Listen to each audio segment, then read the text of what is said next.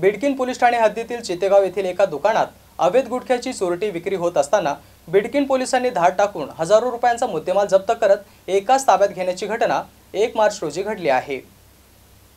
या प्रकरणी पोलिसांनी दिलेली माहिती अशी की पोलिसांना मिळालेल्या गोपनीय माहितीनुसार चितेगाव येथील चॉईस किराणा दुकानात चोरट्या पद्धतीने गुटखा विक्री चालू आहे। पोलीस निरीक्षक प्रमोद पाटील यांच्या मार्गदर्शनाखाली पथकाची नेमणूक करत पथकातील पोलीस उपनिरीक्षक गजानन क्षीरसागर, सहाय्यक फौजदार Nikalje, police head constable Gavhane, police कर्मचारी वाघमोडे आणि ढवळे यांनी घटनास्थळी छापा टाकून 50 सक्षम दुकानात झडती घेतली।